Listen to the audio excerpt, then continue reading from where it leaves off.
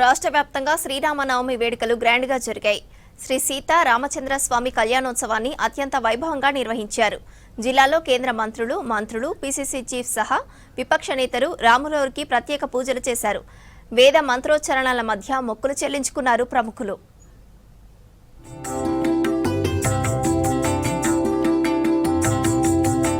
రాష్ట్ర వ్యాప్తంగా శ్రీరామనవమి వేడుకలు కన్నుల పండుగగా జరిగాయి. రాములోరి కళ్యాణం తిలకించారు జనం. లోక్ భవన్ లో శ్రీ సీతారాముల కళ్యాణోత్సవం ఘనంగా జరిగింది. గవర్నర్ శివప్రతాప్ శుక్లా దంపతులు రాములోరికి ప్రత్యేక పూజలు నిర్వహించారు. తర్వాత భాగ్యనగర్ శ్రీరామనవమి ఉత్సవ సమితి ఆధ్వర్యంలో నిర్వహించిన వేడుకల్లో పాల్గొన్నారు గవర్నర్ శివప్రతాప్ శుక్లా.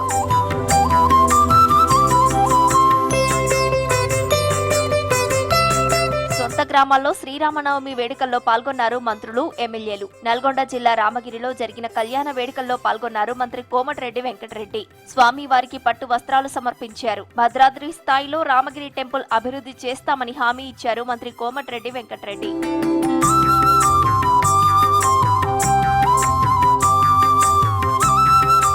సీతారాముల కంటే ఆదర్శ దంపతులు విశ్వంలో లేరన్నారు మంత్రి వివేక్ వెంకటస్వామి. మంచిర్యాల జిల్లా మందమర్రి మండలంలో జరిగిన రాములోరి కళ్యాణోత్సవంలో వివేక్, సరోజ దంపతులు పాల్గొన్నారు. పాలచెట్టు పంచముఖి హనుమాన్ టెంపుల్లో సీతారాములకు పట్టు వస్త్రాలు, ముత్యాల తలంబ్రాలు సమర్పించారు వివేక్ దంపతులు.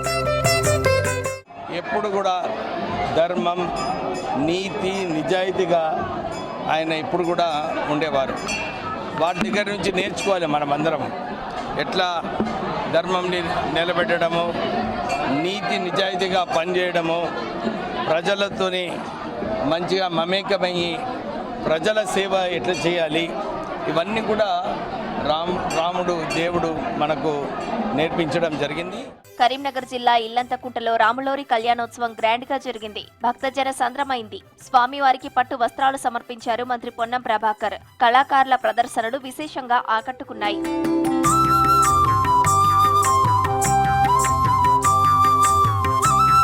రెండో అపర భద్రాద్రిగా పేరుగాంచిన నాగర్ కర్నూలు జిల్లా సిరసనగండ్లలో శ్రీరామనవమి వేడుకలు అత్యంత వైభవంగా జరిగాయి. శ్రీ సీతారామచంద్ర స్వామికి ప్రభుత్వం తరపున పట్టు వస్త్రాలు, తలంబ్రాలు అందించారు మంత్రి జూపల్లి కృష్ణారావు. సిరిసనగండ్లను దక్షిణ అయోధ్యగా అభివృద్ధి చేయాలని ప్రభుత్వం సంకల్పించిందన్నారు మంత్రి జూపల్లి. ఆలయ అభివృద్ధి కోసం, భక్తుల యొక్క వసతుల కోసం గతంలో 2 కోట్ల రూపాయలు మంజూరు ఇవ్వడం జరిగితే పనులు కూడా ప్రారంభమైనవి.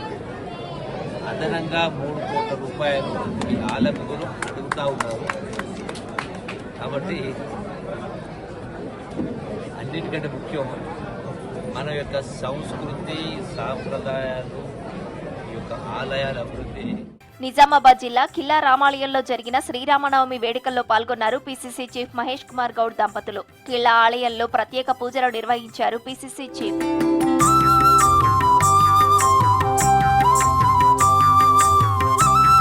రాజన్న సిరిసిల్ల జిల్లా గొల్లపల్లిలో జరిగిన రాములోరి కళ్యాణోత్సవంలో పాల్గొన్నారు BRS working president KTR. Sitaramachandra స్వామికి బీఆర్ఎస్ నేతలతో కలిసి ప్రత్యేక పూజలు నిర్వహించారు.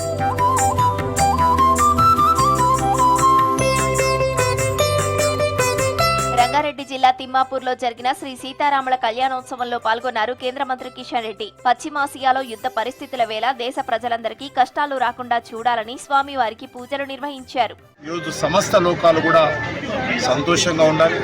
మన దేశంలో కూడా మరి ఏ రకమైనటువంటి ఇబ్బందులు లేకుండా నరేంద్ర మోడీ గారి నాయకత్వంలో దేశం మరింత శక్తిగా, మరింత పేద ప్రజలకు సేవ చేసే విధంగా, మరి శాంతి భద్రతలు పరీక్షించే విధంగా, ఏ రకమైనటువంటి ప్రకృతి వైపరీత్యాలు లేకుండా ప్రజలందరూ సుఖ సంతోషంతో ఉండే విధంగా ఆశీర్వదించాలని, మోడీ గారిని మరింతగా కనుకరించాలని ఈ సందర్భంగా ప్రార్థిస్తాం. కరీంనగర్ శ్రీ మహాశక్తి ఆలయంలో శ్రీరామనవమి వేడుకలు వైభవంగా జరిగాయి. కేంద్ర మంత్రి బండి సంజయ్ దంపతులు ఉత్సవాల్లో పాల్గొన్నారు. నవమి సందర్భంగా రాష్ట్రీయ స్వయం సేవక సంఘ్ పై పాట రిలీజ్ చేసి పాడి వినిపించారు కేంద్ర మంత్రి బండి సంజయ్.